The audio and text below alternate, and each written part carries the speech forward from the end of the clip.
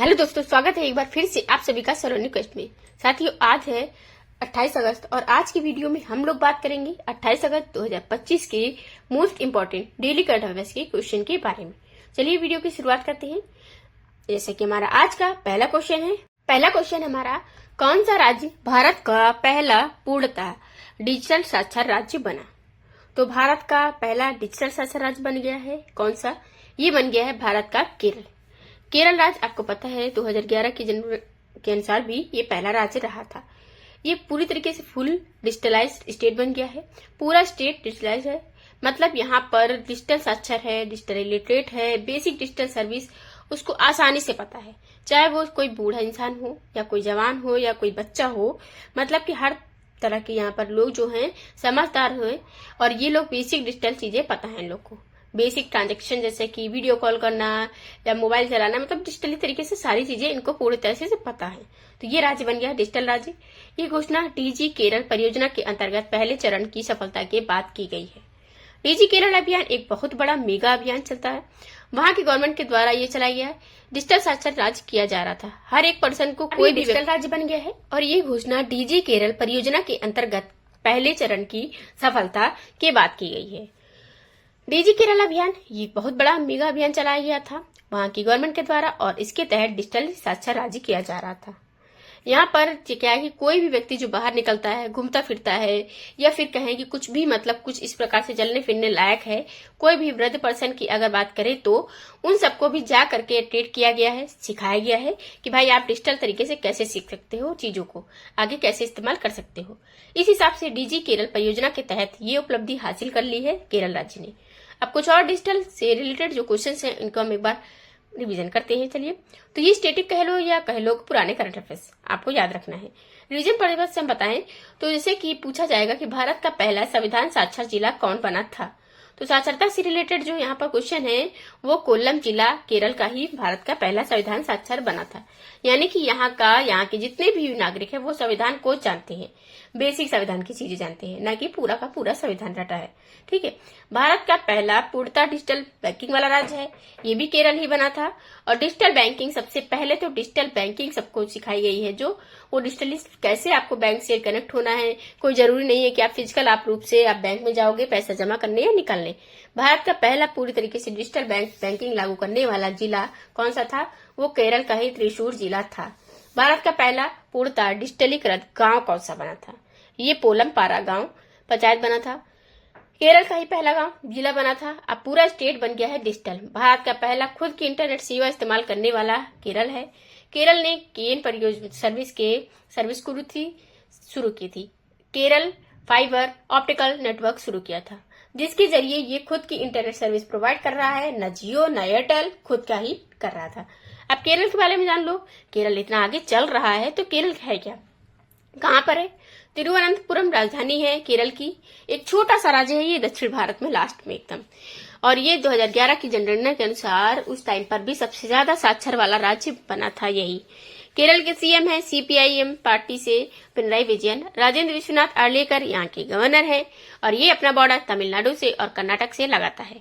इसके अलावा यहाँ पर इडुक्की वन्यजीव अभ्यारण्य है, साइलेंट वैली नेशनल पार्क है, पेरियार वन्यजीव अभ्यारण्य है, पलक्कल दर्रा भी है, थामारुसूरी दर्रा है, कथकली, मोहिनीअट्टम, कालियट्टम ये यहाँ के लोक नृत्य हैं प्रमुख। अब 14 जिले हैं यहाँ के, 140 विधानसभा में सीटें हैं।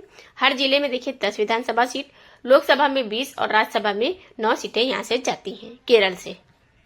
अगला क्वेश्चन है, आरबीआई के एक परिपत्र के अनुसार अनुपालन में अपनी जो कॉर्पोरेट वेबसाइट को सुरक्षित बैंक.in डोमेन पर माइग्रेट करने वाला पहला पीएसयू बैंक कौन सा बना? पीएसयू यानी पब्लिक सेक्टर के अंडरटेकिंग वाला बैंक कौन बना? तो ये बन गया है साथियों पंजाब नेशनल बैंक, पीएनबी।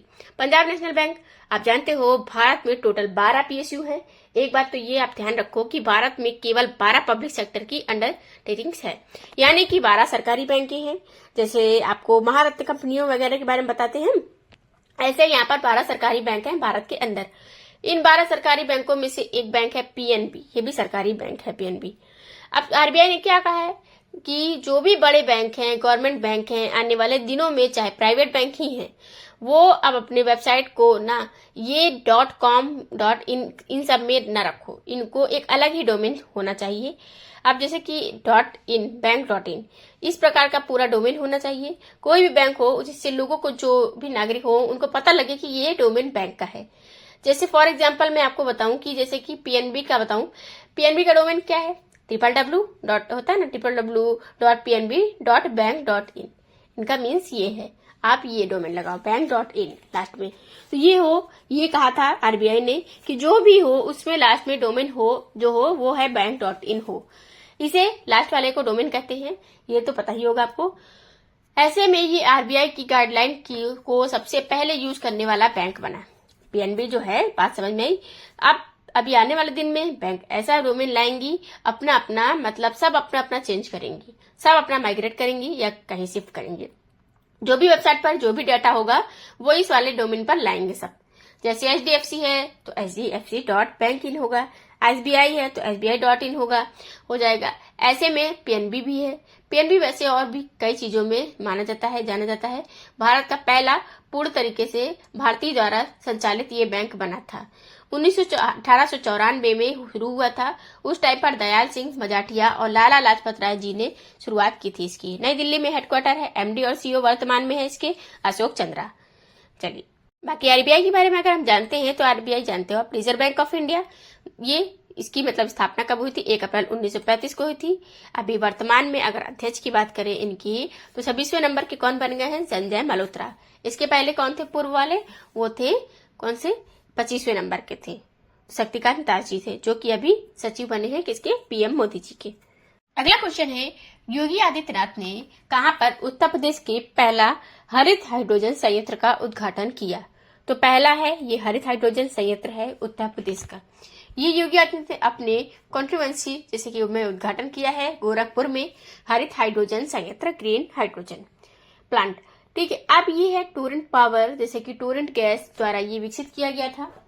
और यदि योगी आदित्यनाथ विधायक हैं और गोरखपुर से हैं, क्योंकि अभी विधानसभा के सदस्य हैं और मुख्यमंत्री हैं, सांसद पहले हुआ करते थे, अभी सांसद वहां पर कौन है, रवि सेन है। खैर 72 टन ग्रीन हाइड्रोजन का उद्घाटन करेगा, उत्पादन करेगा ये। यहाँ पर उत्तर प्रदेश का यह पहला है, ये आपको ध्यान रखना है, यूपी का पहला है, ठीक है, उत्तर प्रदेश का हरित हाइड्रोजन संयंत्र। ये जैसे कि टोरेंट पावर और टोरेंट गैस द्वारा विकसित है। भारत का पहला जो है गुजरात में स्थापित किया गया था, पहला वाला। इसके अलावा पहला ग्रीन स्टेट जो है ये कौन है, ये बन गया है, अब बनने जा रहा पूरी तरीके से जो है ये हिमाचल प्रदेश है। पूरी तरीके से राज्य है जो ग्रीन हो जाएगा। ग्रीन का मतलब ये नहीं कि वहां पर पूरे में पेंट कर दिया जाए तो ग्रीन बन गया। ये हिमाचल प्रदेश जो है ये ग्रीन स्टेट बन रहा है, किससे, ग्रीन वाली बात कर रहे हैं। तो इसमें क्या है, हर ग्रीन स्टेट का मतलब होता है कि वहां पर कार्बन का एमिशन होगा, मतलब कम होगा, मतलब वो ना वो बराबर ना के बराबर होगा। यहाँ पर जो ग्रीन एनर्जी है उसको ही ये लोग यूज किया जाएगा, लगभग 100% के आसपास में यूज किया जाएगा। जैसे कि हाइड्रोजन ट्रेन चलेंगी, हाइड्रोजन बसेस चलेंगी या इलेक्ट्रिक बसेस चलेंगी, तो मतलब कार्बन का एमिशन नहीं होगा, पूरे तरीके से हरा भरा रहेगा। उत्तर प्रदेश के बारे में बात करें तो उत्तर प्रदेश आपको पता है ये चौथा सबसे बड़ा राज्य है क्षेत्रफल की दृष्टि से, जनसंख्या की दृष्टि से सबसे बड़ा भी है। लखनऊ इसकी राजधानी है। योगी आदित्यनाथ बीजेपी पार्टी से यहाँ के सीएम हैं।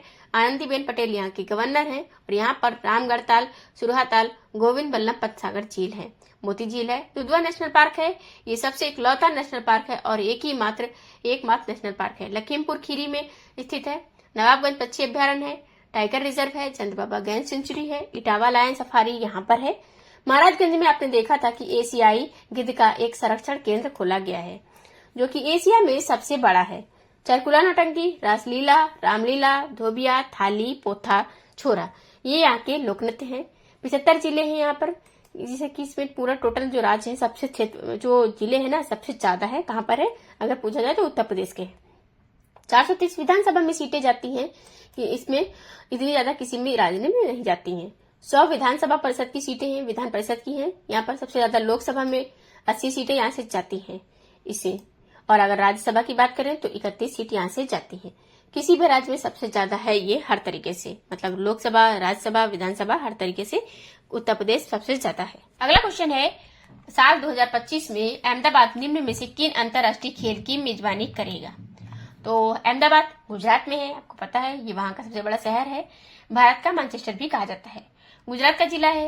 अब ये 3 गेम की मेजबानी करने वाला है 2025 में ही, इसी साल, जो ये साल है ना अभी। एशियाई एथलेटिक्स चैंपियनशिप यहाँ पर होगा, राष्ट्रमंडल भारत चैंपियनशिप होगा यहीं पर, भारोत्तोलन सबसे ज्यादा इंपॉर्टेंट यही है। कॉमनवेल्थ का भारोत्तोलन चैंपियनशिप और FC अंडर-17 एशियाई कप यहाँ पर होगा क्वालिफायर। तो ये 3 होने वाले हैं, आयोजित होने वाले हैं 2025 में ही।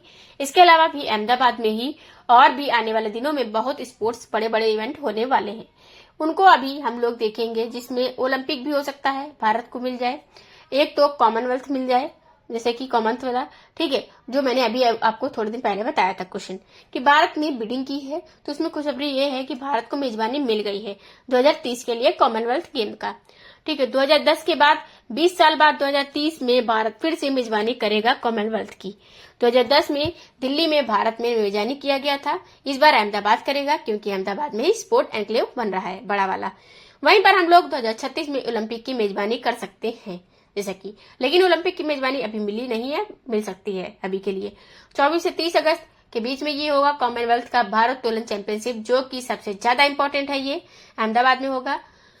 नारायणपुरा स्पोर्ट कॉम्प्लेक्स, 29 देश के 350 से अधिक एथलीट रहेंगे। एशियाई एक्वेटिक चैंपियनशिप ये सितंबर अक्टूबर में होगा, प्रस्तावित है। FC अंडर-17 ये 22 से 22 से लेकर 30 नवंबर तक प्रस्तावित है, मतलब अभी ये इस साल 3 इवेंट ही होने वाले हैं।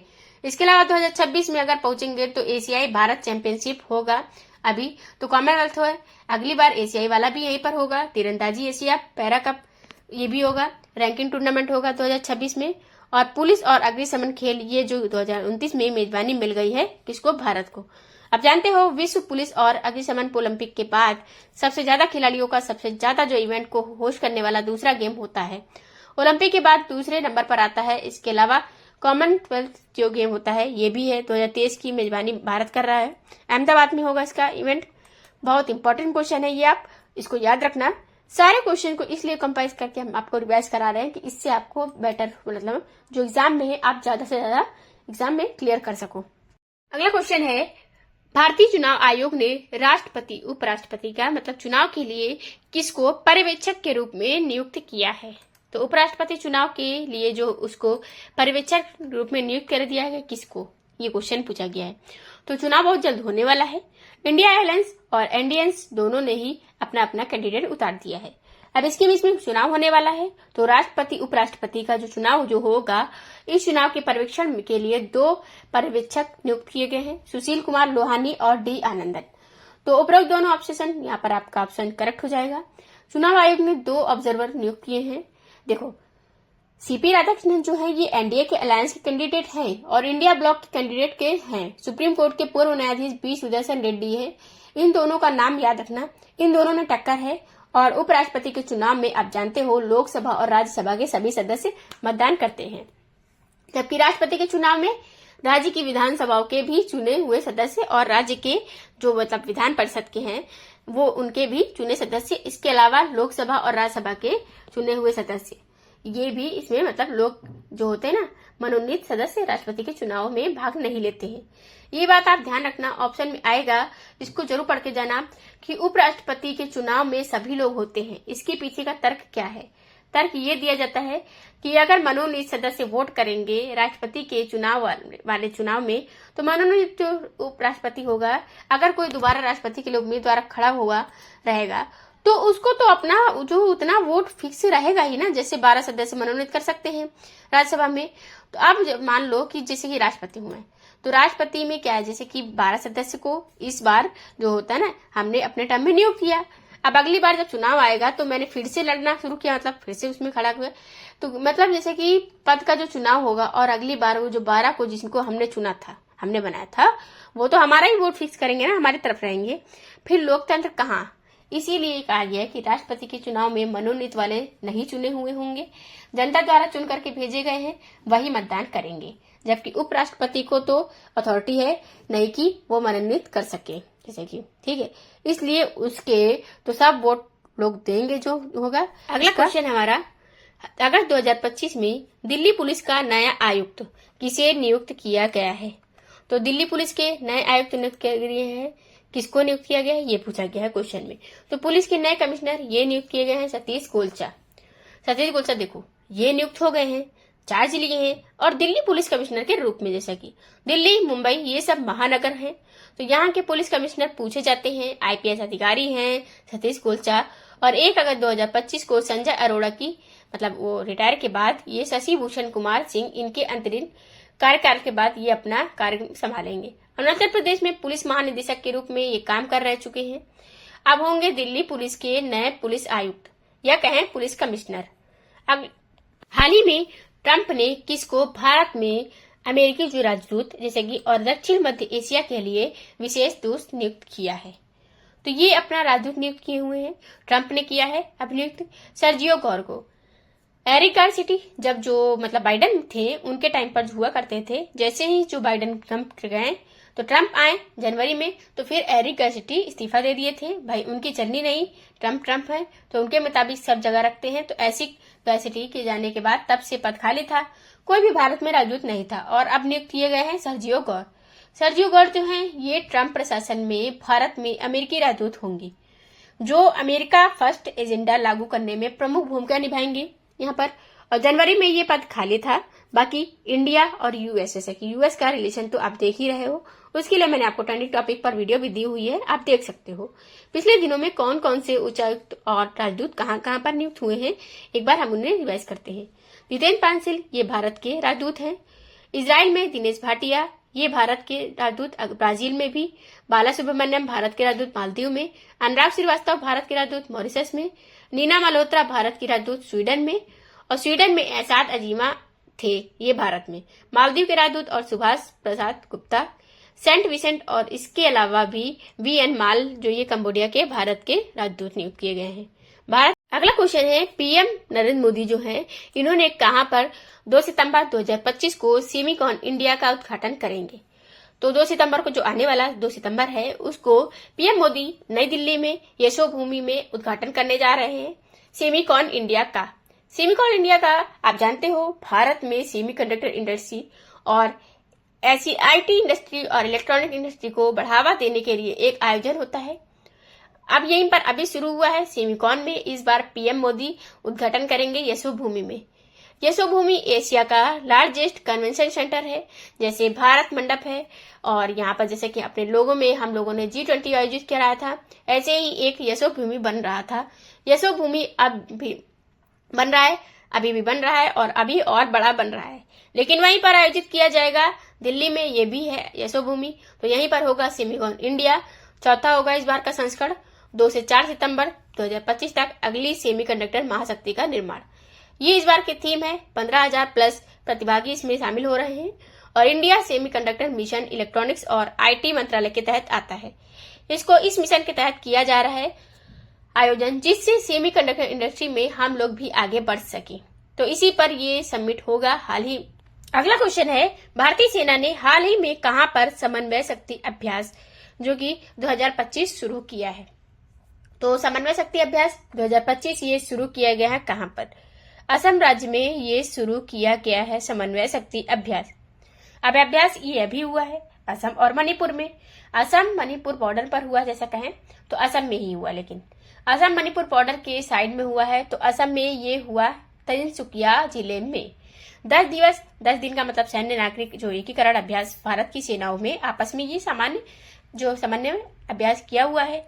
भारतीय सेना, भारतीय वायुसेना, पुलिस, खुफिया एजेंसियां और जिला प्रशासन ये सब मिल करके कैसे ऑपरेशन करेंगे अगर मान लो कि असम में कोई घुसपैठ होती है या उधर से कोई अटैक होता है।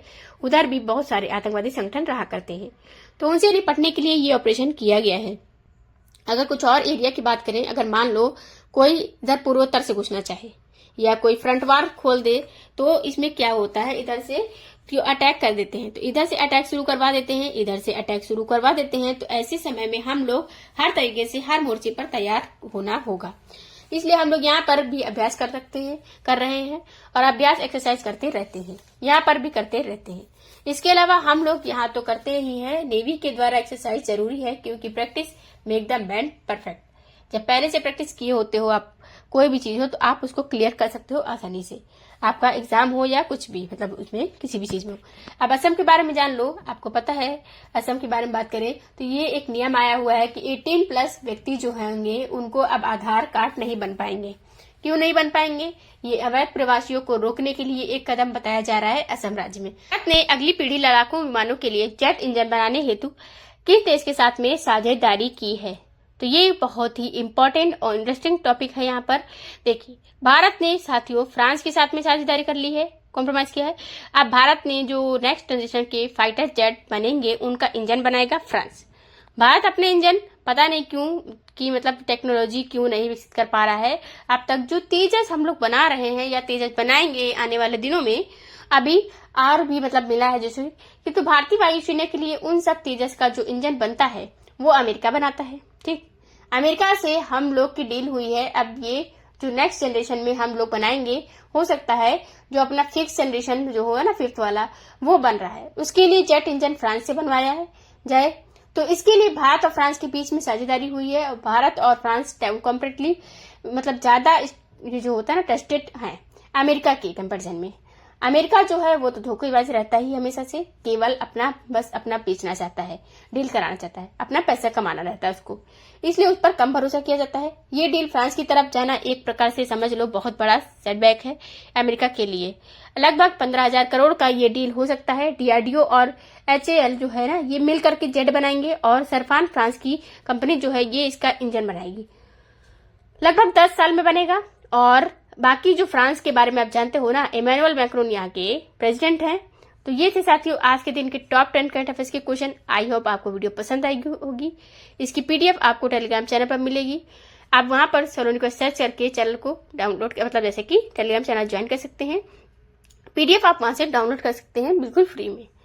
जैसा कि हमारा आज का दूसरा जैसा कि क्वेश्चन लास्ट क्वेश्चन है जिसका आंसर आपको बताना है। 1984 में कहां पर भारत की पहली मेट्रो ट्रेन चलाई गई थी? तो देखिए, ये मेट्रो ट्रेन 1984 में चली थी पहली बार। कहां पर चली थी? कोलकाता, तमिलनाडु, उड़ीसा या केरल? तो ये आपको बताना है कमेंट बॉक्स में कमेंट करके कि पहली मेट्रो ट्रेन कहां पर चली थी। और दूसरी भी अगर आपको पता हो तो आप बता सकते हो दूसरी कहां पर चली थी। आपको वीडियो पसंद आई है तो लाइक एंड शेयर जरूर कीजिएगा। चैनल को सब्सक्राइब कर लेना, बेल आइकन को ऑन भी कर लेना, जिससे कि आपको आगे की वीडियोस की नोटिफिकेशन मिलती रहे। Thank you for the watching.